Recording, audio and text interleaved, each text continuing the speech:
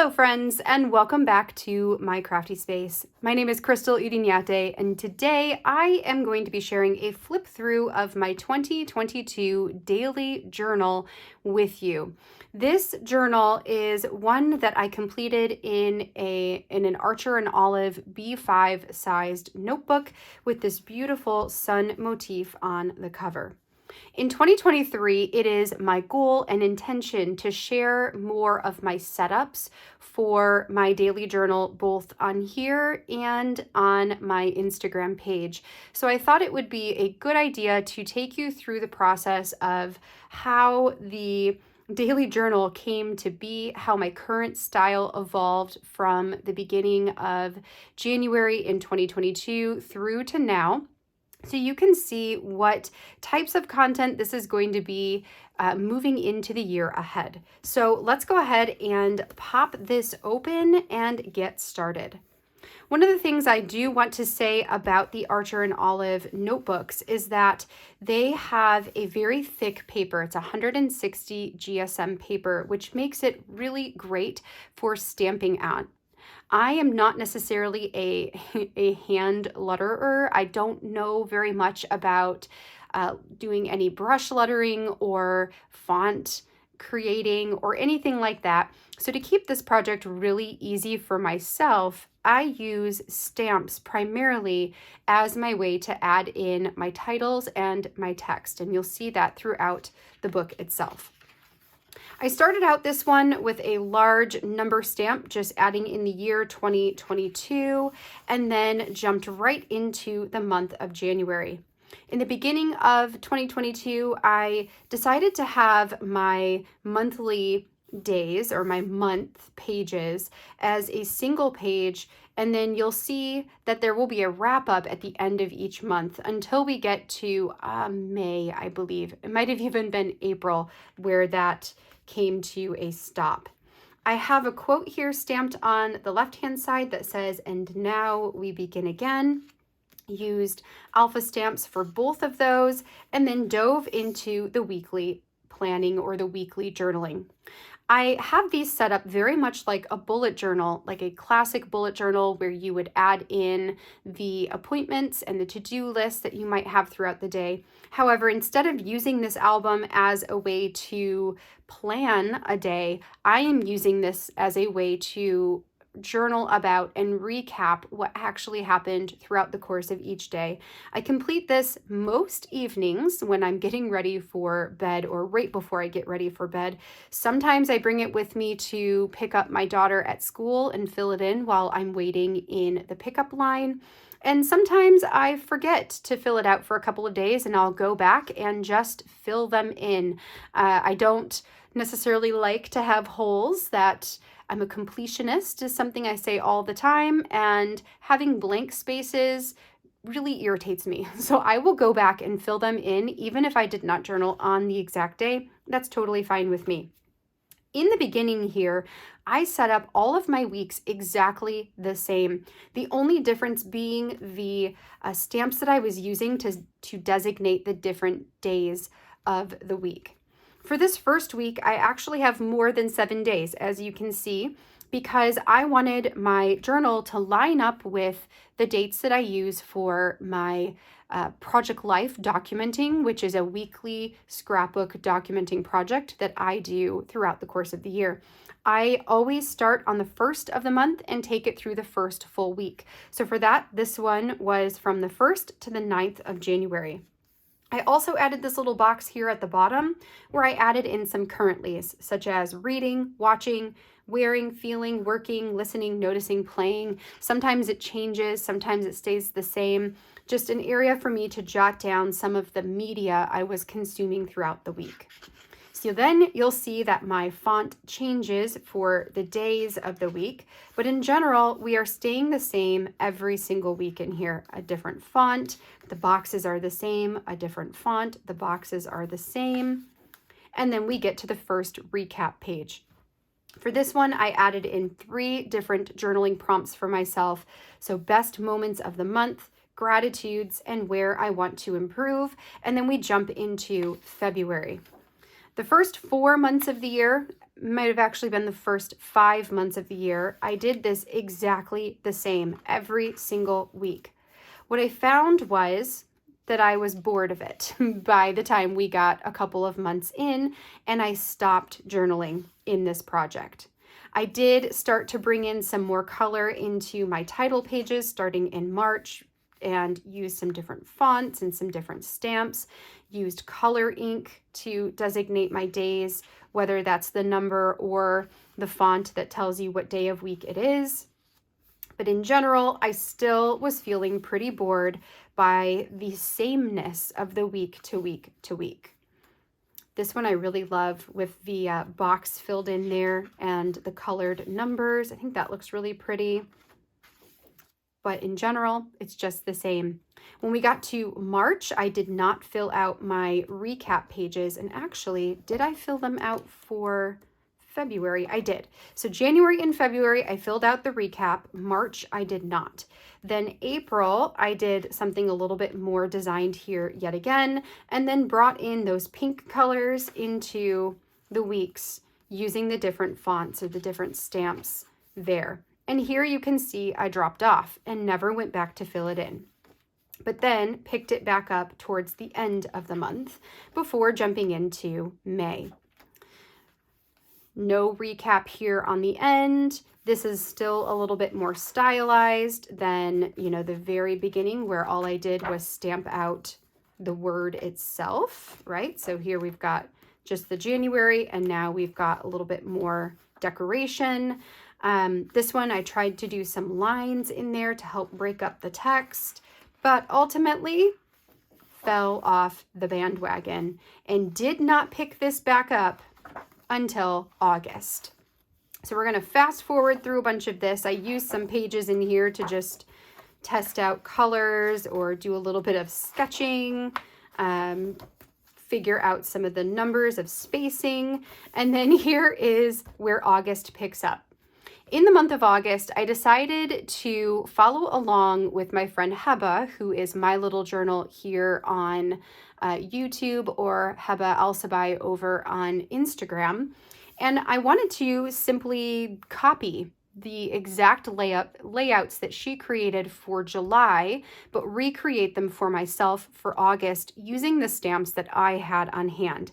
I really loved the way that Heba changed up her boxes, added in more decoration, used stickers, and just brought more life to the pages. So I decided to give it a try for a month and see what I thought, and ultimately decided that I really loved it. I loved every week having a new page, a new configuration to work with. I loved adding in more stamps, adding in more stickers, and just brightening everything up.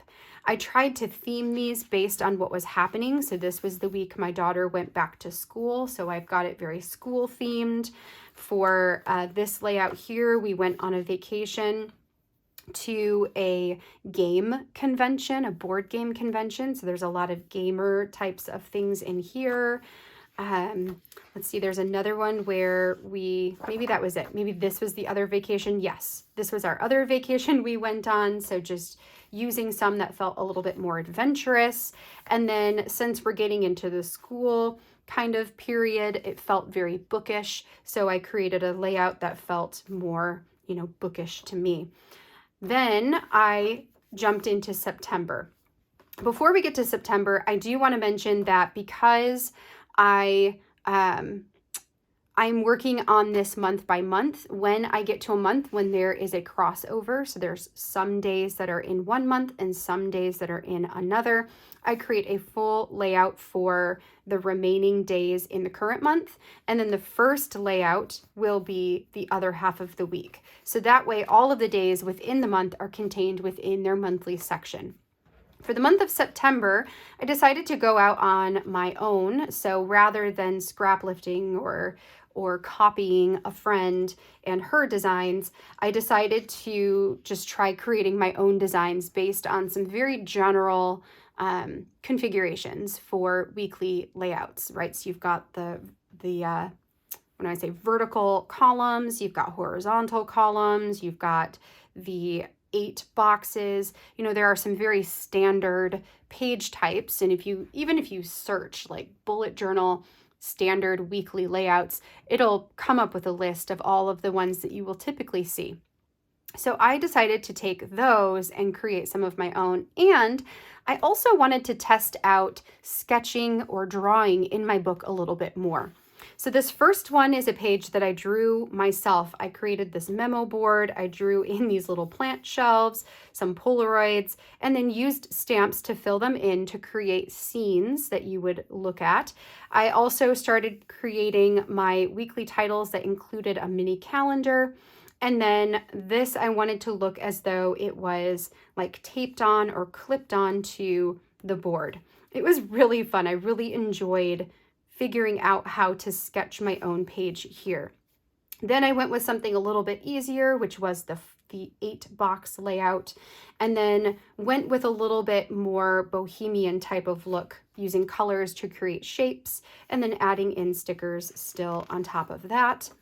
This one, I did a vertical look, and I wanted there to be this large bookshelf here on the bottom.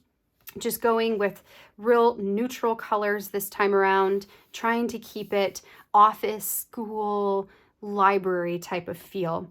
This one I did real simply. I added the leaf here on the end with the number of the day over top, using a very horizontal type of column or horizontal rows for my different journaling days, keeping it simple. And then this last one, I wanted it to look like a bunch of picture frames hanging off of a bar along with some plants. So drew in the plants, drew in the bar, and had a lot of fun with this one too.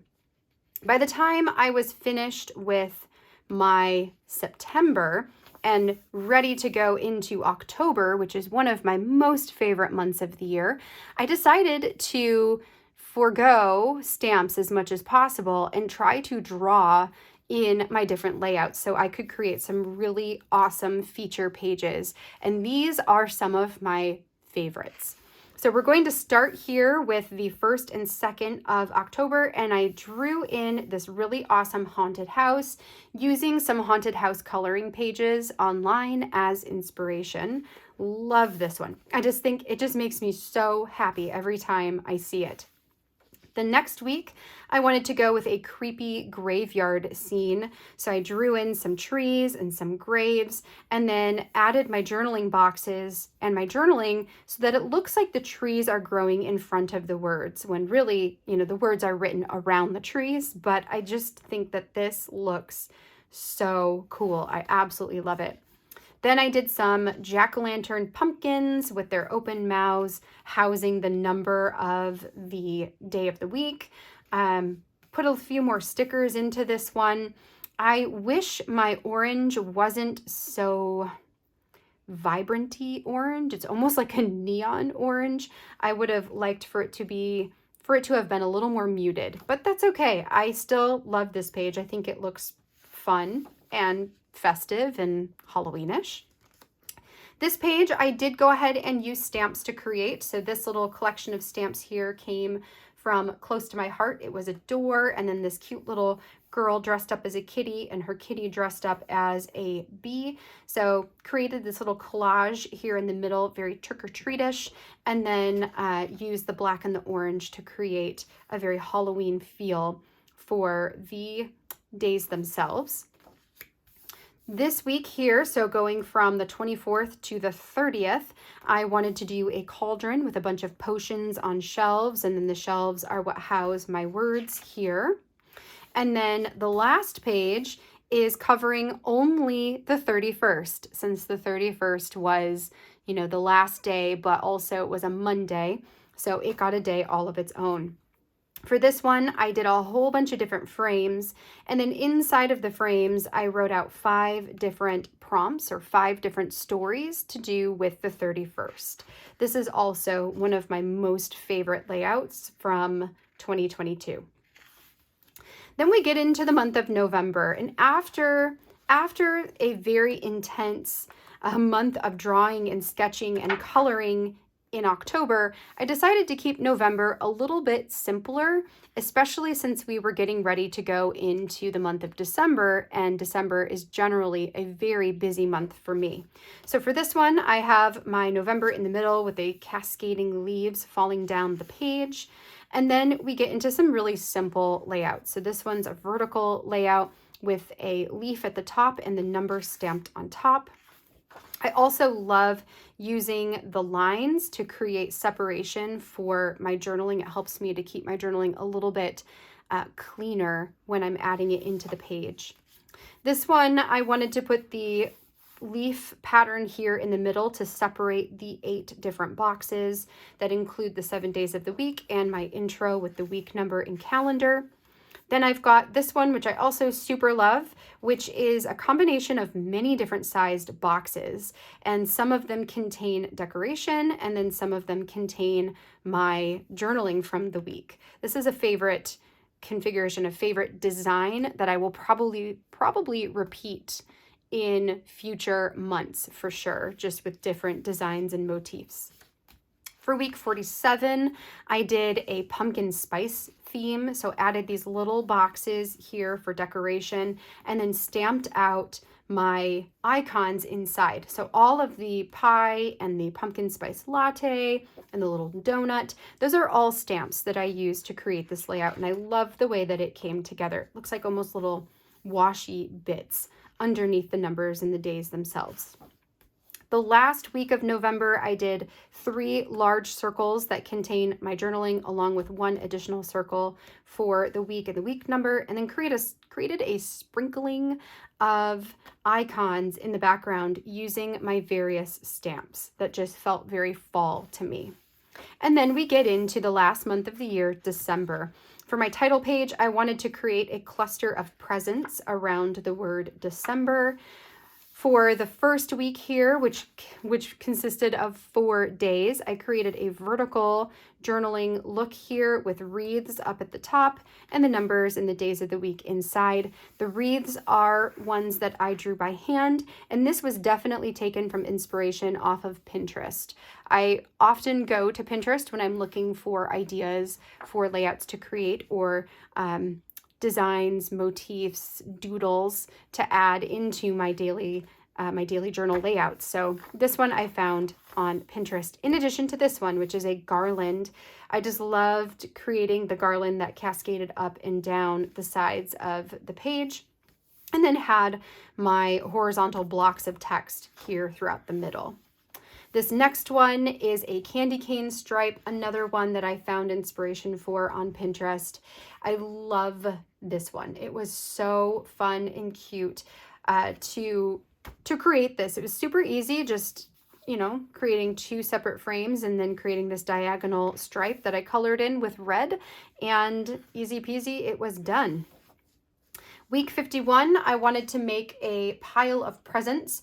My one regret with this page is not having the outlines be darker. It could be something I could go back in with a thicker marker and just trace over the top of them to thicken them up. But I do love the concept of the presents holding all of the words. So I think if I did this again, I definitely would make the lines thicker, but I would definitely do this again.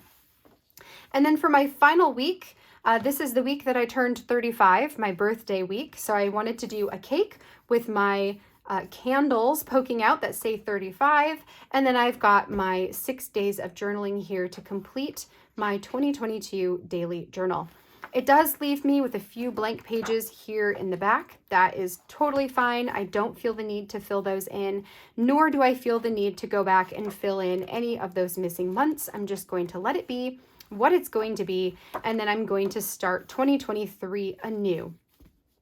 I am so excited to begin a new daily journal. I am so happy that I went back and gave this a try again after falling off in the spring and summertime. It has become one of my most favorite things that I do, and I'm just really pumped to share the process with you throughout the course of this year. For 2023, what you are going to see me putting together each month is going to be my monthly spread. So it'll look something along the lines of this, but a little bit more stylized, a little bit more drawn out this year than it has been in the past. So I'm going to do the monthly spreads with you each month here on YouTube, in addition to flipping through the previous month. So that might mean that in a month like December, I would flip through my October pages, since those would all be completed all the way to the end.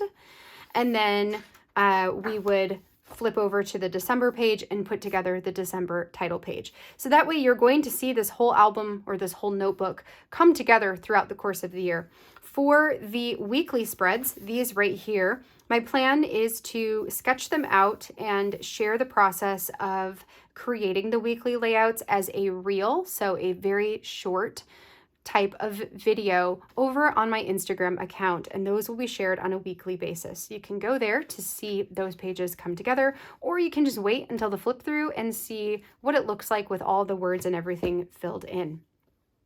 All right, friends, well, that is going to do it for me for today. I hope that this gives you a little bit of an idea of what this project is all about, maybe inspires you to think about how to add journaling into your daily, weekly, monthly life. Maybe it's not something you want to do daily, but maybe it's something you could think about doing on a weekly basis. If nothing else, and if you are like me, a memory keeper, this is a project that has been just wonderful. Like, I can't even tell you how great this project has been for documenting my stories, because it gives me a place to go back to reference what we did, along with my feelings and my thoughts of what was going on at the time. And then I can use all of that information to create my weekly layouts for Project Life, or to decide what stories are important for me to tell for that week. And in that case, this is a tool that I'm not sure I could live without anymore now that I am used to having it around. So definitely one that you're going to see me working on into the future, and who knows how long ahead that will be, right? All right, friends, so that is it for this flip through of my 2022 daily journal.